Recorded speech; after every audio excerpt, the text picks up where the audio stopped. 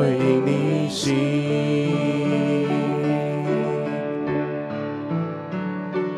我在这，请差遣我，为你活，更为你有，传讲你属天大能话语，释放你所爱的儿女，经历你医治，全然会转归向你。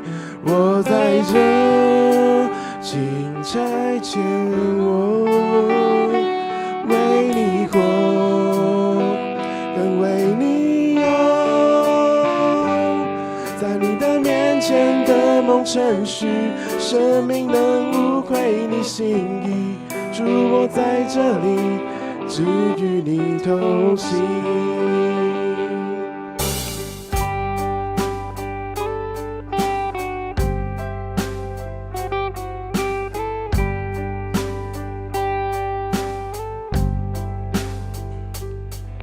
我的生命但是属于你，我主。你从黑暗深渊拯救我，耶稣。当我听见你声音呼召，我跟随你，我就撇弃一切来回应你心。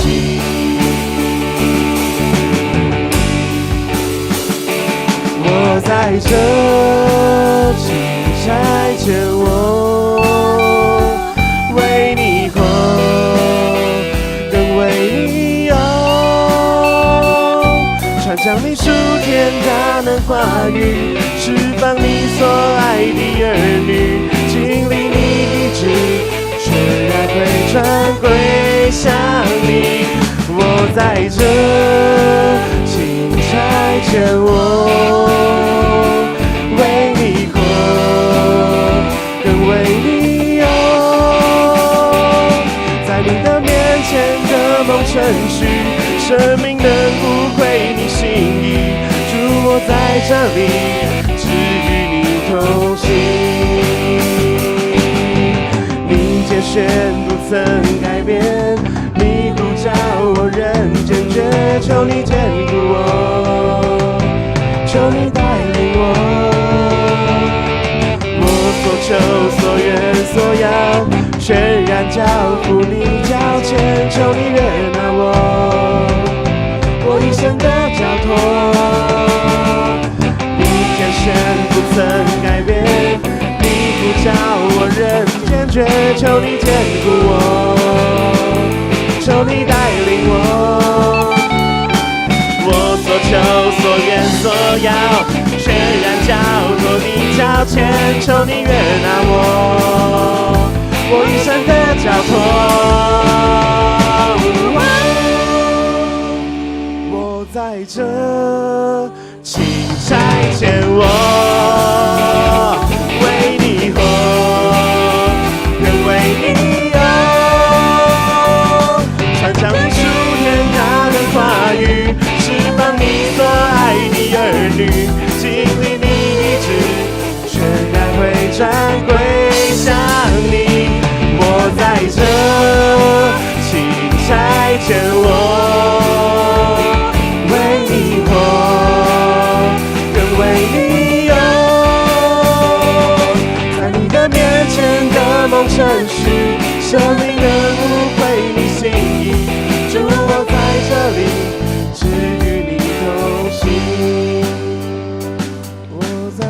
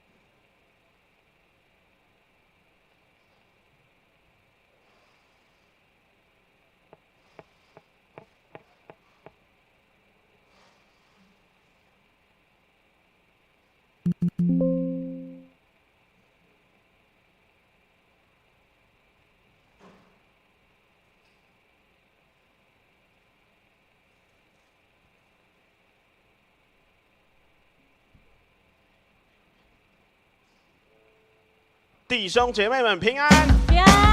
我们在礼拜天的早晨，我们一起起立，我们来向主来歌唱，跟随他，我们需要不动摇的信心。主赐给我不动摇的信心，海浪之中你伸出大手拉住我，抽出去我心中所有的怀疑，旷野之中紧紧跟随远处我主，海浪之中我必不沉落，旷野之中我必不迷路，不退缩也不害怕，不动摇也不放弃，因我深信你应许不改变。困难之中我仍然赞美，疑惑之中我仍然祷告，心在水面的信心，刚强壮胆的前进，我的神必在前面为我征战。这首歌我很喜欢的就是刚刚那一句，刚强壮胆的前进，我们要靠着主刚强壮胆的前进。主赐给我不动摇的信心，海浪之中你伸出大手拉住我，抽出去我心中所有的怀疑，旷野之中紧紧跟随远处我主，海浪之中我必不沉落，之中我必不迷路，不退缩也不害怕，不动摇也不放弃，因我深信你应许不改变。困难之中我仍然赞美，疑惑之中我仍然祷告，心在水面的信心，强壮胆的前进，我的神必在前面为我征战。我的祷告无论求什么，只要相信就必得着。我的祷告无论求什么，只要相信，只要相信，只要相信就必得着。海浪之中我必不沉落，旷野之中我必不迷路，不退缩也不害怕，不动摇也不放弃，因我深信你应许不改变。困难之中我仍然赞美，疑惑之中我仍然祷告，心在水面的信心，刚强壮胆的前进，我的神必在前面为我征战。心在水面的信心，刚强壮胆的前进，我的神必在前面为我征。再唱一次，大声的唱最后一次。心在水面的信心，刚强壮胆的前进，我的神必在前面为我征战。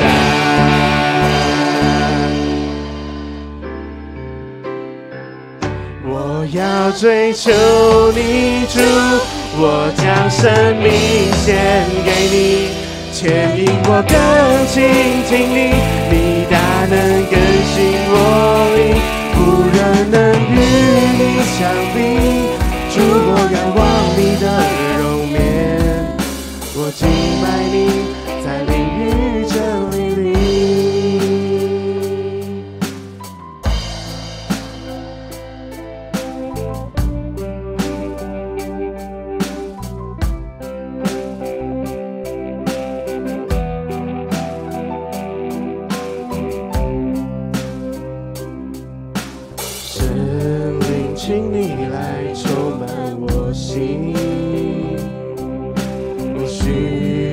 你恩膏充满我灵，神灵啊，我好爱你，我的灵让你牵引，而每一天我要更深爱你，我要追求你主，我将生命献给你，牵引我更亲近你，你大能更新我灵，无人能与你相比，主我仰望你的容面，我敬拜你在灵与真理里，神灵请你来充满我心，我需要你恩膏充满我灵，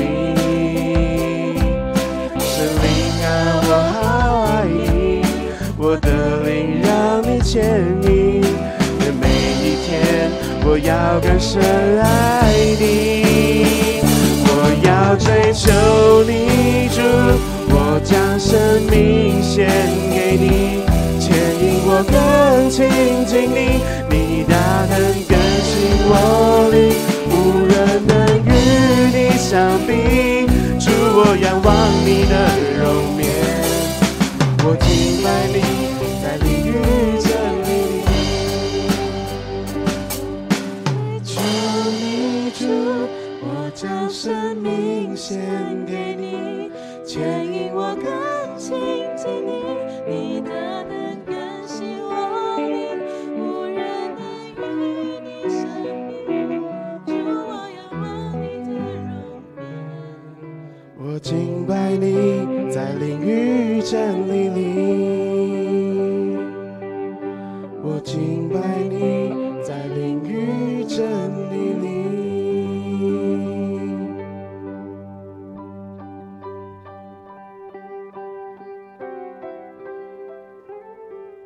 我们可以好好看这首歌的歌词，好好慢慢的来唱。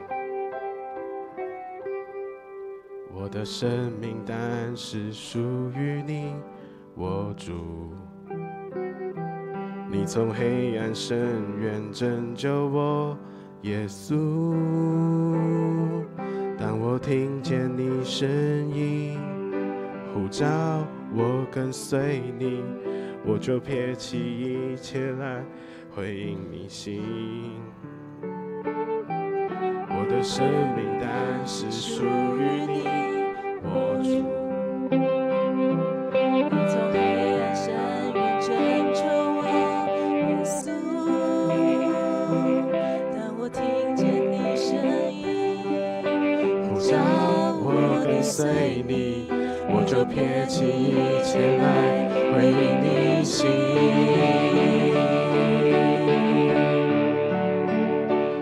我在这，请差遣我，为你活，更为你用，传讲你属天大能话语，释放你所爱的儿女，经历你医治，全然会转归向你。我在这，请差遣我，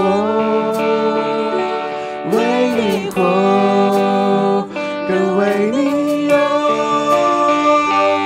在你的面前的梦程序，生命能无愧你心意，主我在这里，只与你同行。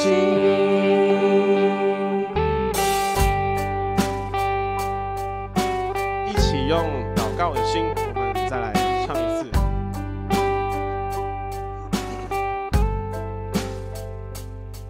我的生命单是属于你，我主。你从黑暗深渊拯救我，耶稣。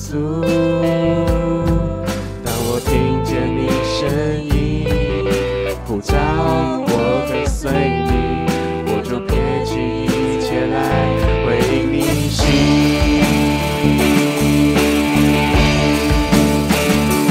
我在这，请差遣我，为你活，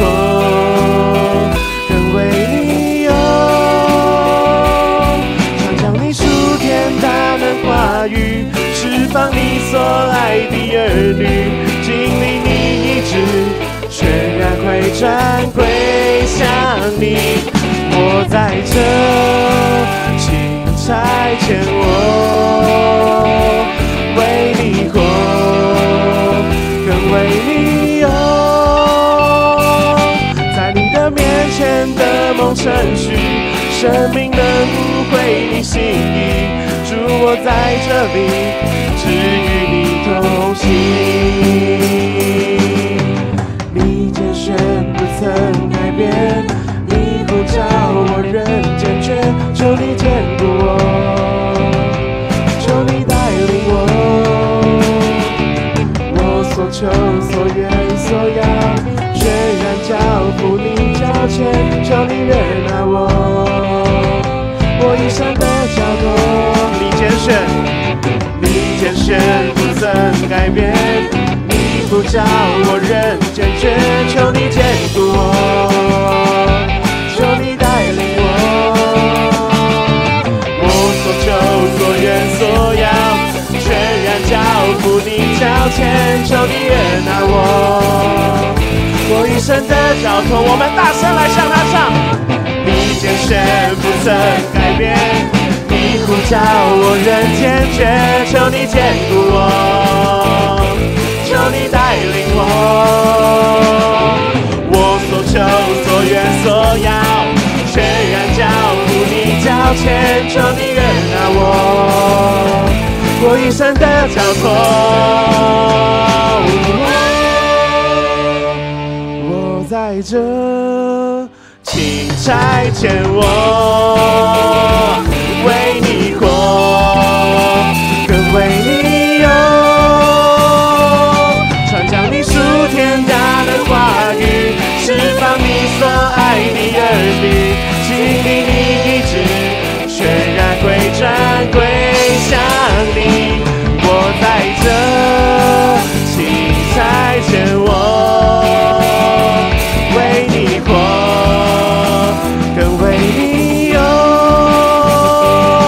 在你的面前的梦程序，生命能无悔你心意，主我在这里，只与你同行。我在这，请差遣我，为你活，更为你有，传讲你属天大的话语，释放你所爱的儿女，经历你医治。我在这，请差遣我，为你活，更为你有，在你的面前的梦程序，生命能无愧你心意，主我在这里，只与你同行。主我在这里，主我在这里，只与你同行。主我们在这里，主我在这里，只与你同行。我们一起低头来做祷告。亲爱的天父，我们在礼拜天的早晨，感谢你带领我们来到你的面前来敬拜你。今天透过你的话语，我们知道跟随你是真的需要不动摇的信心。在这个动摇的时代中，我们要来到你面前来起誓，要来紧紧的来跟随你。主啊，我们也带着极大的渴慕向你呼求，求你的圣灵充满在现场每一位弟兄姐妹的心中，让我们可以有能力去承接你给这个世代的托付还有责任。主啊，我们也要呼求你，在现在这种重视利益、自私自利的社会现况中，在那个信仰价值观被挑战的瞬间，你都可以来到我们每个人的身边，每个人的心里，让我们可以重新被坚固，为你活，更为你用。感谢主，听我们的祷告，奉主耶稣基督的名圣求，阿门。我们依然站立，一起攻读新的诫命，请。你要尽心、尽性、尽意爱主你的上帝，这是诫命中的第一，且是最大的。其次也相仿，就是要爱人如己。这两条诫命是律法和先知一切道理的总纲。我赐给你们一条新命令，乃是叫你们彼此相爱。我怎样爱你们，你们也要怎样相爱。你们若有彼此相爱的心，众人因此就认出你们是我的门徒了。请坐。接下来报告，大家可以看到周报。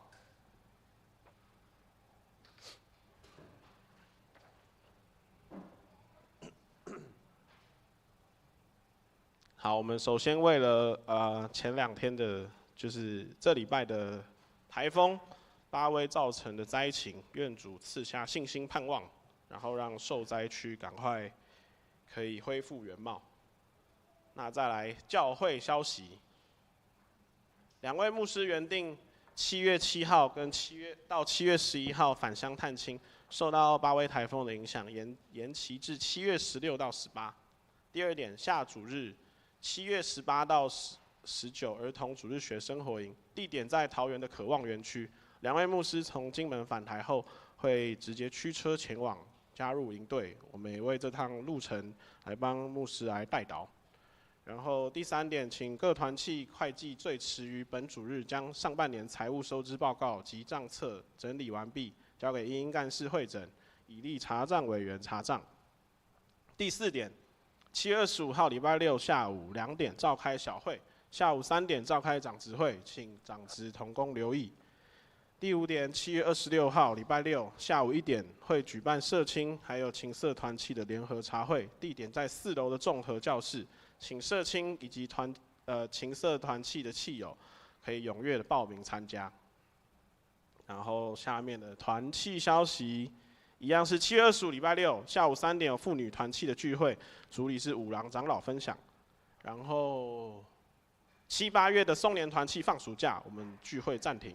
下面的奉献明细，大家可以自行查阅。那我们接下来进行奉献。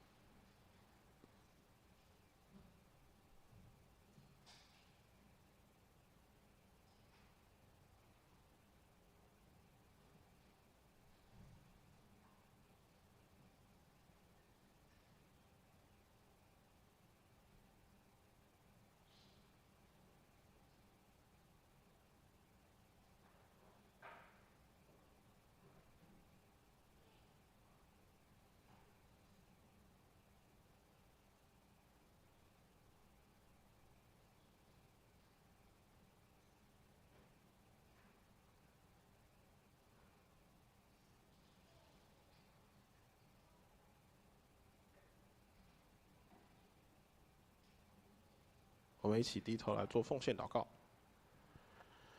亲爱的天父，在今天的礼拜开始前，我们把这个礼拜辛苦工作，你赐给我们能力工作，还有面对各种挑战压力所赚取的收入，来拿出一部分奉献给你。我们知道能有这份工作，有体力去解决每天的难题，其实都是你的保守和恩典。虽然我们真的需要常常有你来提醒我们这个点。主啊，现在的生活节奏很快，压力也真的很大。很多时候，我们的耐心还有电力很早就被耗光了。求你可以像当年的以利沙一样，用双倍的感动一起来感动我们，因为他也知道前面的路不容易，责任很重，所以他大胆的求双倍的动力。主啊，我们今天也来到这里，求你也要给我们双倍的力气、双倍的平安，去面对生活中接下来的重担。在最后，我们也要用你教导我们的主导文一起祷告说。愿人都尊你的名为圣，愿你的旨意行在地上，如同行在天上。我们日用的饮食，今日赐给我们，免我们的债，不叫我们遇见试探，救我们脱离凶恶。因为国度、权柄、荣耀，全是你的，直到永远。阿们。接下来圣经。今天的圣经记载在列王记下2章6到10节。2章6到10节，我来读。以利亚对以利沙说：“耶和华差遣我往约旦河去，你可以在这里等候。”以利沙说：“我指着永生的耶和华，又敢在你面前起誓，我必不离开你。”于是二人一同前往。有先知门徒去了50人，远远地站在他们对面。二人在约旦河边站住。以利亚将自己的外衣卷起来，用以打水，水就左右分开。二人走干地而过。过去之后，以利亚对以利沙说：“我未曾被接去离开你，你要我为你做什么？只管求我。”以利沙说：“愿感动你的灵加倍的感动我。”以利亚说：“你所求的难得，虽然如此，我被接去离开你的时候，你若看见我，就必得着；不然，必得不着了。”圣经读到这边，今天讲到的题目是双倍的感动。我们把时间交给芝梅牧师。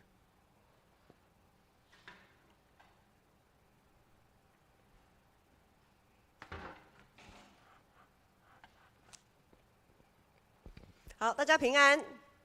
那个牧师在刚信主的时候，有一阵子很喜欢跑特会。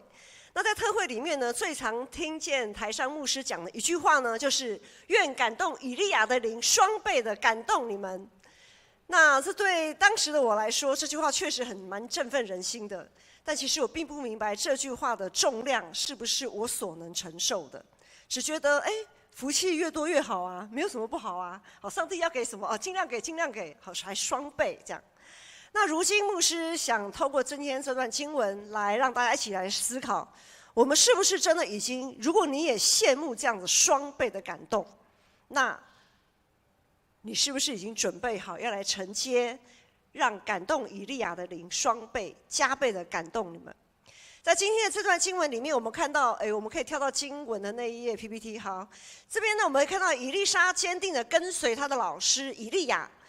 在第六节说，以利沙说：“我指着永生的耶和华，又敢在你就是以利亚，就是他的老师了哈，在老师你面前起誓，我必不离开你。”如果我们有按着读经进度，新眼光读经进度，我们会读到从第2章的第1节，这是第6节嘛，好。但是如果我们从第1节开始看，就会知道说，这一次的启示啊，已经是第3次了，已经是以利沙第3次指着上帝，也指着他的老师以利亚起誓，不论去哪里，我都绝对不会离开你。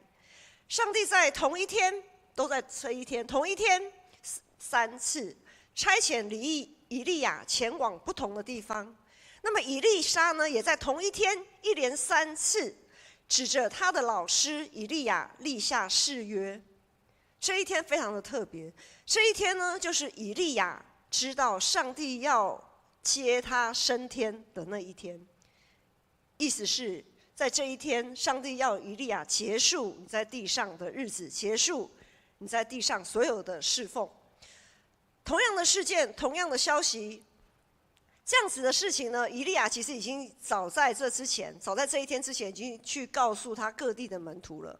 好，说那个我即将在某一天我要被接升天，你们就让你们知道这件事情。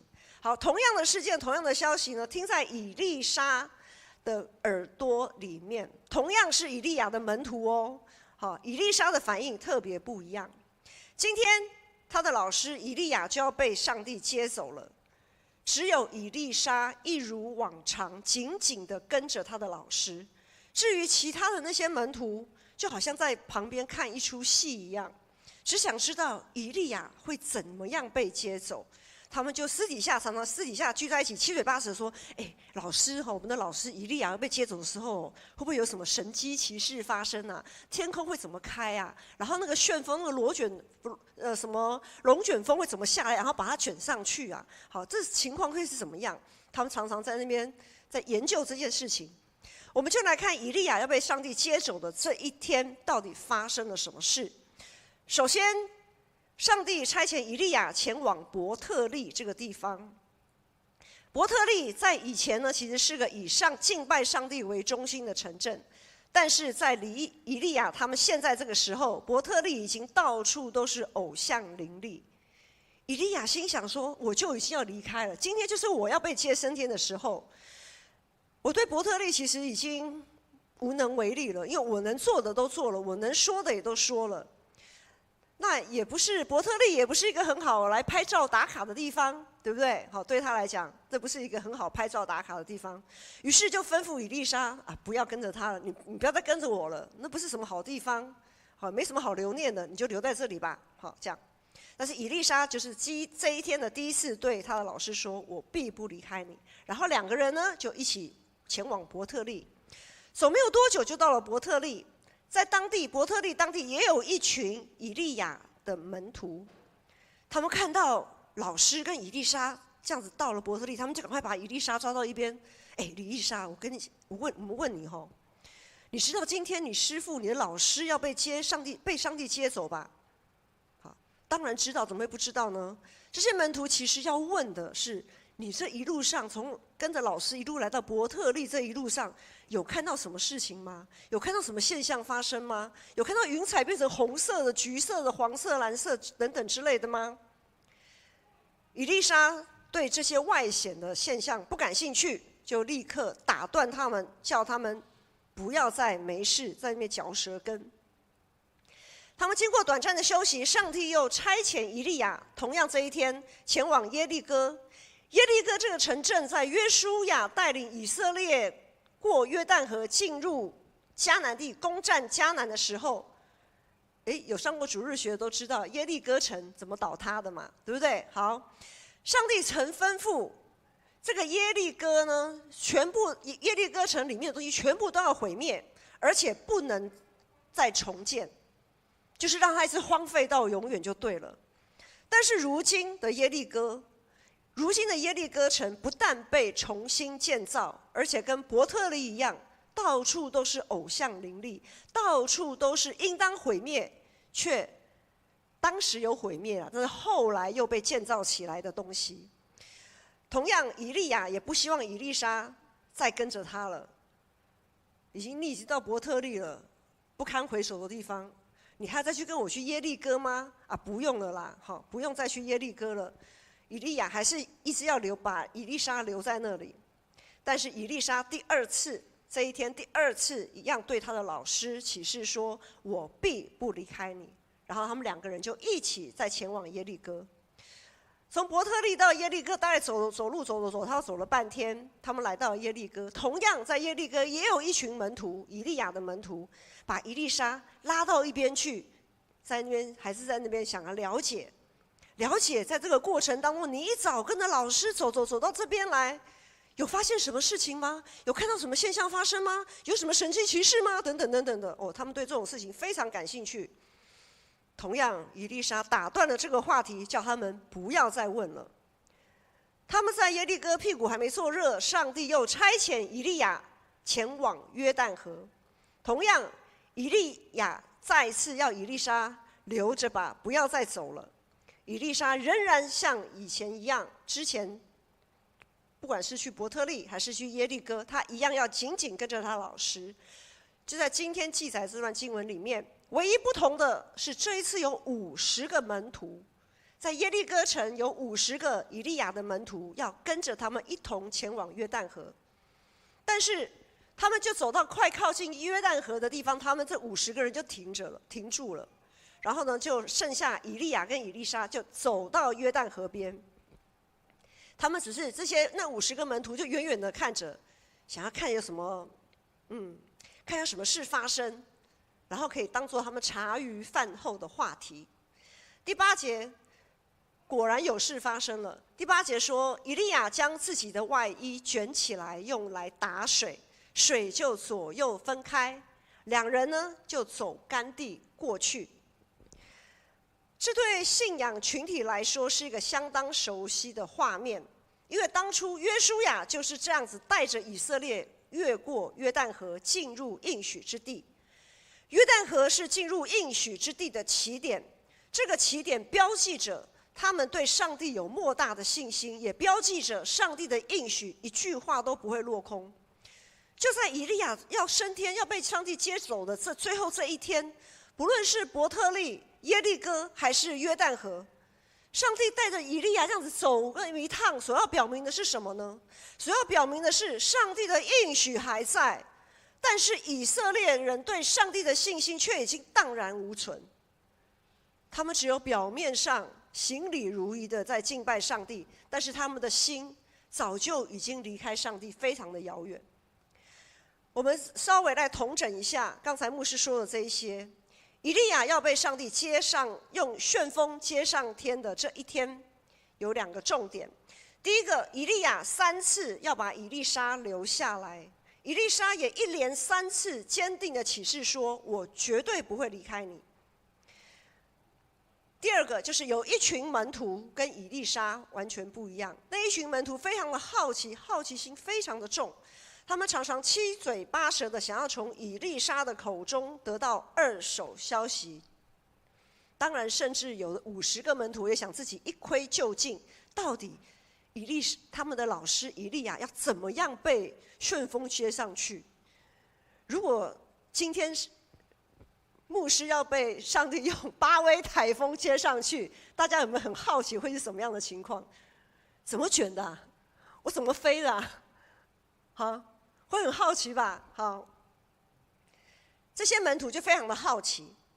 坦白讲，如果今天我们其中一个人是要被上帝接上天的日子，比如说像我们的人生当中，比如说我们的一个阶段告一段落，比如说有毕业典礼，比如说我们要结束某个职位的任期，或者比如说我们到了进城退休的年岁，又或者是安息主怀。如果今天牧师要退休或者是安息主怀的时候，通常呢，我想通常你们会做一件事情，就是会回顾那些曾经经历的一些非常美好的事情，对不对？好，那至于那一些牧师的黑历史，好，就是一些不堪言说的一些黑历史，我想在那个时候应该不会有人特别把那些事情挖出来讲。好，这个四梅牧师，你看他那个时候怎样怎样啊，那个时候怎样怎样，好，怎样怎样的，因为反正已经不能改变什么了，我都已经安息主怀了，那实在不需要再落井下石嘛，对不对？好，所以呢，同样是以利亚的门徒，以利沙跟其他的门徒就非常不一样。他不只是对以利亚的教导感兴趣，他不只是对上帝会如何对他们显现这件事情感兴趣。他对什么很感兴趣？他对以利亚是如何回应上帝呼召这件事情更感兴趣，所以他紧紧跟随，近距离观察。在信仰群体里，在上帝的教会，我们是不是也会像以利沙之外的那一些门徒，只会关注一些表面上的事物，只会关注会有怎样的果效，会有怎样的神迹奇事？至于我们对于那一群委身服侍的同工，他们是用怎样的生命来回应呼召，好像这种就兴趣缺缺。我们是否会关注他们所做的牺牲，会关注他们在这样子服侍的过程，在他们的生命所做的调整，所做的努力？我们是否会关心他们是不是如何来面对他自己所面对来自各方的那个压力？我们是否会像那一群只爱聊是非的七嘴八舌的那些门徒，只会对于服侍的同工品头论足，指指点点，甚至只想窥探一些八卦消息来满足自己的好奇心？以利沙完全不是这样，他所关注的是以利亚他如何用生命来回应上帝的呼召。他看见他的老师以利亚，即使已经在所剩不多的时间，我就剩这一天了，我干嘛还要跑去伯特利，还要跑去耶利哥，还要跑去约旦河？我这么累干嘛？我就这一天，我就要被上帝接走了，我可以安安静静的做一些我自己想做的事情，不好吗？以利亚即使知道他所剩的时间不多，即使对他很多的现况，不管是伯特利还是耶利哥，那些偶像到处都是偶像崇拜的现况无能为力，即使所有的都认为你就剩这一天了，何必多此一举呢？白费力气走那么多路，何苦呢？以利亚对于上帝的呼召，他从来不敢打折扣。上帝要他去，他就去，他从来就不是以自己为中心。当然，我们在看列王，因为现在已经进入到列王记下了。当我们在之前在看列王记上的时候，我们知道以利亚他也曾经他也曾经以自己为中心，来评估他是不是还要再继续回应呼召。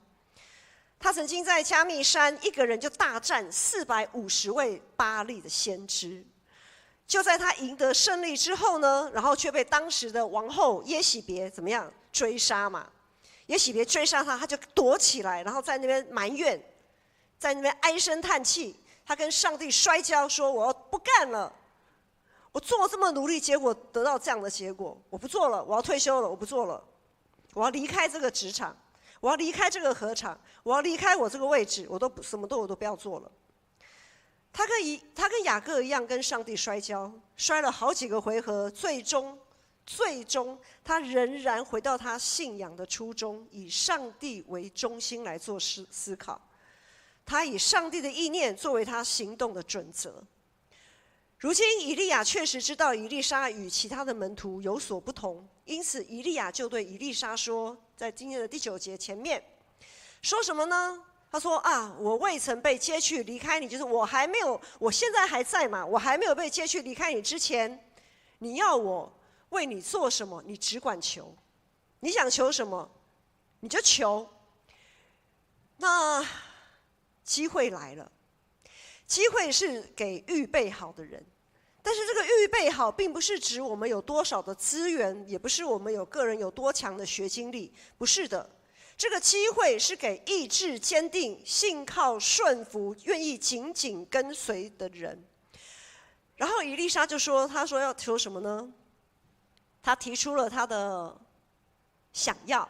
他说：愿感动你的灵加倍的感动我。”以利沙所求的到底是什么？他所求的绝对不是牧师在出信的时候，在那个特会里想要得到那种双倍的感动、双倍的祝福，也不是他所求的，也不是能够比他的老师以利亚有多1倍的能力。因为如果我们从这个角度来解读以利沙的动机，我觉得他一定会吐血。因为以利沙从来就不是一个只关注外表的门徒，他从来不是在乎那个表象。双倍啊，2倍嘛，哈，双倍在旧约是用在长子的身上。长子之所以能有双倍的祝福，那是因为他必须承受继承家业的重责大任。一节牧师是第2个儿子，好，牧师曾经听一节牧师的父亲跟他的大儿子，也就是一节牧师的大哥说这样子的话。他对他的大哥说：“以后不管你要去哪里，我就是跟定你了。”这边有做大哥的吗？独子也是大哥啊，你们就是你啦。举手一下，有做长子或者是独子，你是独子，当然你就是长子啦，因为你的户口名簿上的那个称谓就是长子，你懂吗？好，你户口名簿上的称谓就是长子。压力不要太大哈。我牧师现在是讲旧约啊，刚好一节牧师的爸爸也是这样子的，曾这样讲。意思是，对于一节牧师的父亲，就是我的公公来说，意思是长子要肩负起照顾父母、安养父母的责任。除此之外，还要肩负起照顾整个家族人事物，所有的人事物哦，包括你的弟弟妹妹。好，等等的重大责任。至于其他的孩子，就是除了长子之外的，比如老2、老3、老4、老5啊，好，你们可以各随己意的生活，我不限定你们。但是长子，你要有双倍的祝福，你就要负起双倍的责任。以利沙所求双倍的感动，就是一份相当于长子继承父业，要承担一切责任。也就是说，要承接以利亚事工的这样子的感动，他想要承接以利亚所做的一切，他想要像以利亚一样，要成为一位全然献身给上帝、供上帝差遣的仆人。以利亚所进行的事工极为艰难啊，他是一个非常有名的先知。但是他所做的事工非常的艰难，因为他是北国的先知。我们最近在读《列王纪》上下，从以色列分裂成北国、南国，就知道北国是个怎么样的景况，非常非常的让上帝非常痛心的一个国度。就如同我们刚才前面所讲的伯特利跟耶利哥，虽然在北国也有渴慕上帝话语的先知，但是愿意紧紧跟随以利亚的只有一个。愿意紧紧跟随的只有一个。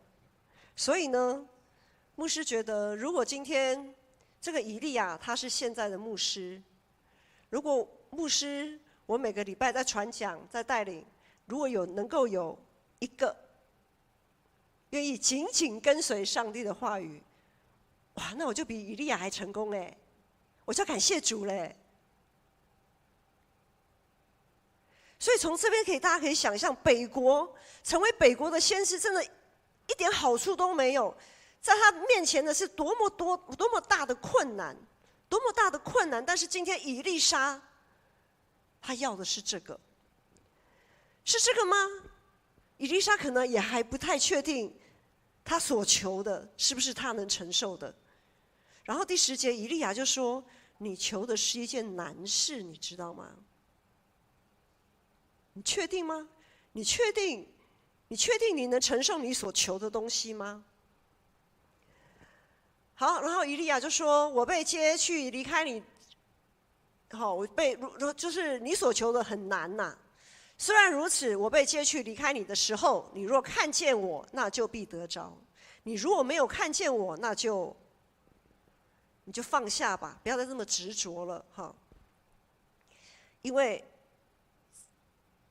上帝要怎么样来使用以利沙，不是以利亚能够决定的。我们都是因信称义，作为亚伯拉罕的后裔。耶稣基督更作为教会的元首，在我们受洗宣认主耶稣是我们一生唯一救主的那一刻，其实真理的圣灵就已经充满我们。这也正是以利沙所求得的。我们在万人之中承袭了长子的名分。各位弟兄姐妹，我们在信仰群体里面，我们在万人之中，我们已经承袭了长子的名分。那感动以利亚的灵早就已经双倍的降在我们每一个人的身上。问题在于我们有多大的决心来承受这个十字架的重量，又有多大的决心愿意在耶稣基督里调整我们的生命状态。十字架的道路往往伴随着上帝的呼召，每个人所领受的呼召不同。比如说在教会里，有的人受呼召成为主爱餐的，我们每个礼拜天来有人主爱餐。然后呢，有人呼召成为主爱餐的大厨，有人受呼召成为那个备料的那个助手，有的人受呼召协助处理教会的财务上的问题，有的人热心于教会内部的建造，有的人热心于对外的宣教，有的人热心于成为音乐祭司，就像我们刚才乐团每一个礼拜在前面的服事。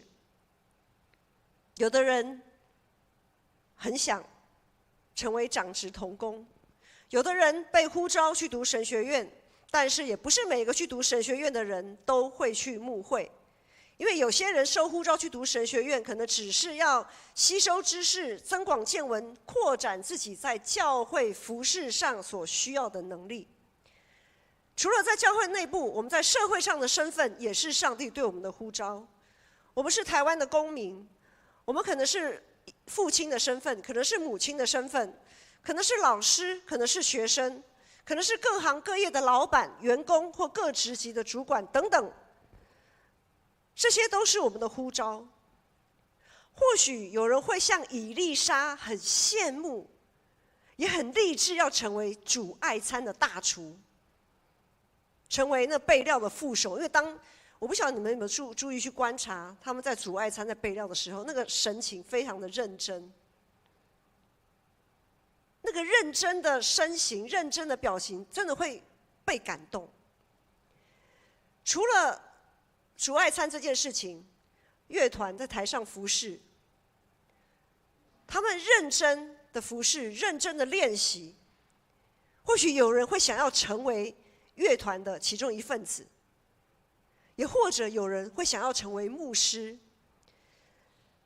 但是真正困难的并不是呼召本身啊，真正困难的是我们是不是已经准备好，要在自己的职分上做到尊主为大，是否能常常以上帝的话作为我们言行的准则，是否愿意尽心尽性尽意来调整自己，作为合用的器皿。我们可以羡慕，我们可以求，那主啊，我觉得这吉他好帅哦，我好想来弹吉他服侍上帝。你可以求啊，但是求了以后呢，弹吉他不是在展现自己。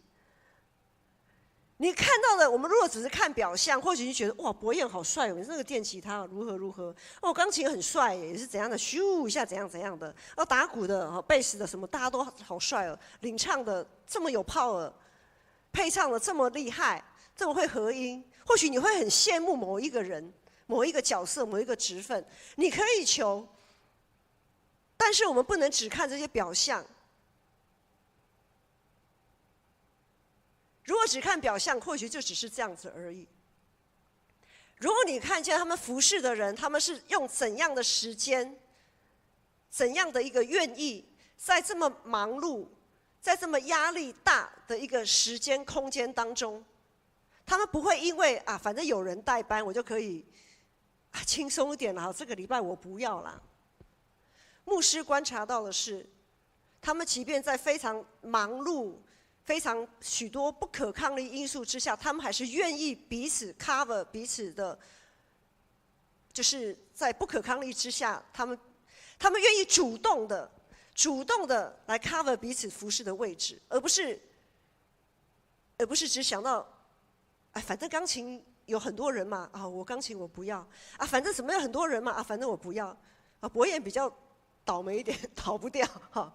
但是呢，总跑到不可抗力的时候，领唱的他也会随时调整自己想要带诗歌那样的情境。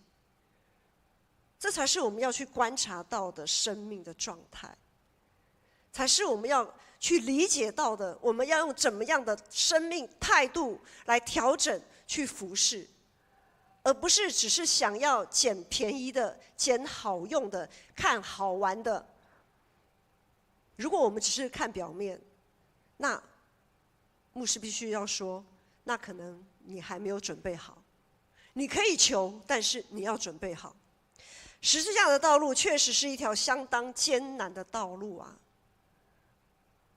不容易，真的不容易。以利沙所求双倍的感动，在耶稣基督里已经落在你我身上，我们必须有所回应。愿我们不是像那些只看表象，只想要嚼舌根，只想要增加曝光度的门徒。因为我们不是像那一些只想要享受教会的资源，只想要讨自己的喜悦，却不是上帝喜悦的门徒。当然，我们千万更不能像犹大那样出卖耶稣，出卖自己的灵魂。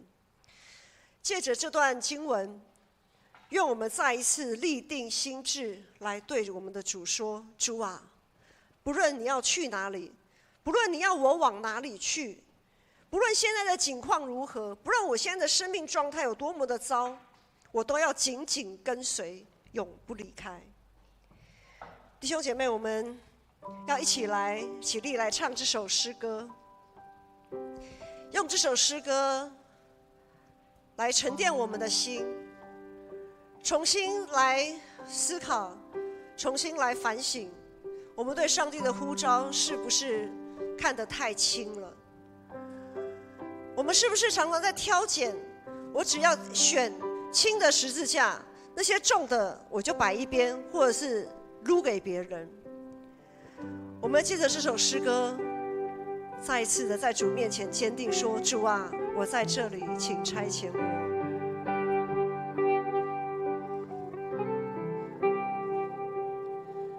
我的生命它是属于你，我主。你从黑暗深渊拯救我，耶稣。当我听见你声音，呼召我跟随你，我我就撇弃一切来回应你心。我的生命但是属于你，我主。你从黑暗深渊拯救我，耶稣。让我听见你声音，呼召我跟随你，我就撇弃一切来回应你心。主啊，我在这，请差遣我，为你活，更为你有，传讲你属天大的话语，释放你所爱的儿女，经历你医治，全然回转归向你。我在这，请差遣我，为你活，更为你有，在你的面前的梦城市，生命的无悔你心意，主我在这里，只与你同行。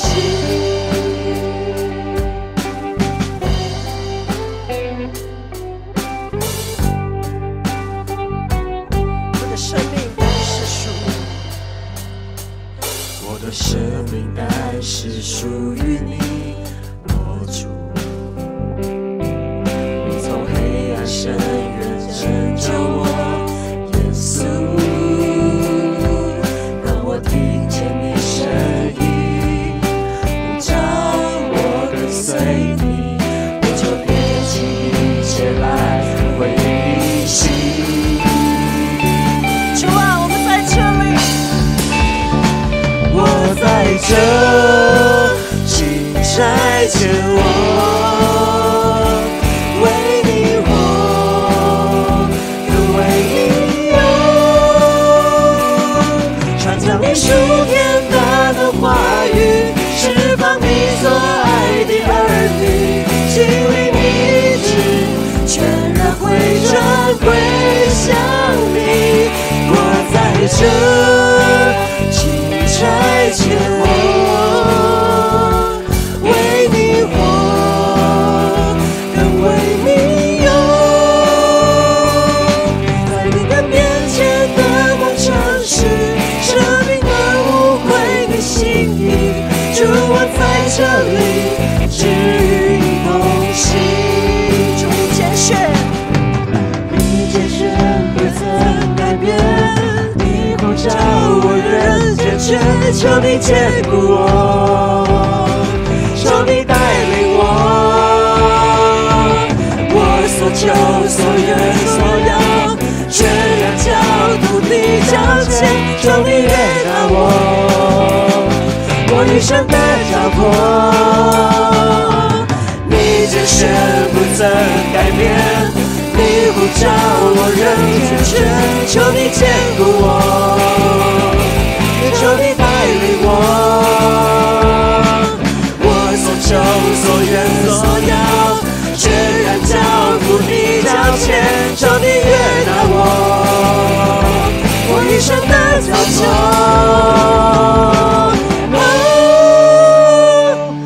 我在这，请差遣我，为你活，更为你属天大的话语，释放你所爱的儿女，经历你医治，全然回转归向你。我在这，请差遣我，为你活，更为你有，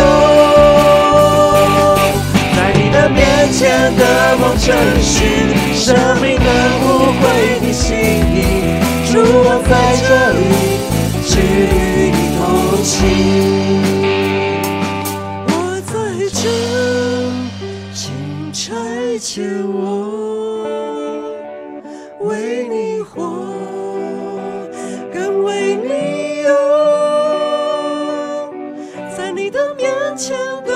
诚实，生命能无愧你心意。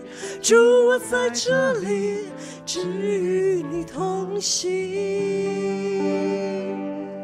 主，我在这里，只与你同行。我们一起来祷告。阿爸父神，我们感谢你的拣选，感谢你的呼召，感谢你的差遣。主，在这条服事的道路上，实在是荆棘满布。这十字架的道路确实很难，很难走。很多时候我们想逃避，很多时候我们走不下去。但是主，求主你坚定我们的信心与盼望。求主你赐下那无人没有任何事物能撼动的信心，让我们可以紧紧跟随，就像以利沙对你的心志。主啊，我们在这里要说，主啊，或者我们软弱，或者我们曾经想要逃避，但是主，因着你的恩典够我们的用，因着你的爱，主，我们可以再一次举起我们的十字架来跟随你。愿我主耶稣基督的恩典、天父上帝的慈爱、圣灵的扶持、帮助与感动，与你们众人同在，从今时直到永远。阿们。我们一起来唱最后一首歌。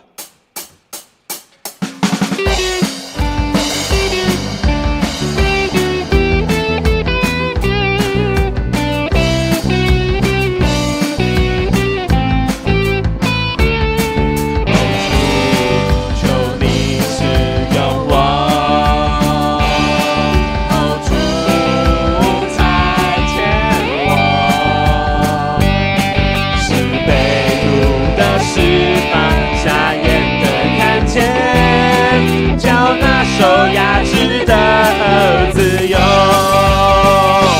大声说，大步走，带着主所赐的力量，勇敢地面对每天的不一样，不被怕，做会怕，有主同行，我不害怕，我要去传扬，每天都说。哈利路亚！哦哦哦哦哦哦哦哦哦哦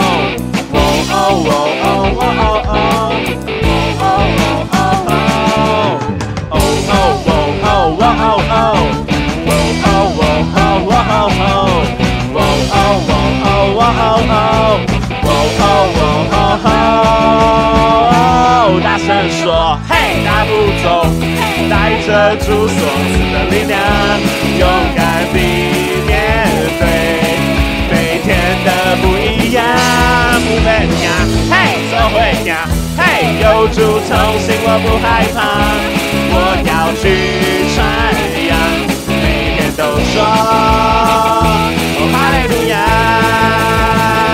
哦哈利路亚，哦哈利路亚，哦哈利路亚。哈利路亚！2场礼拜到这边结束，楼下有爱餐，大家互相然后乐团的好像要留一下。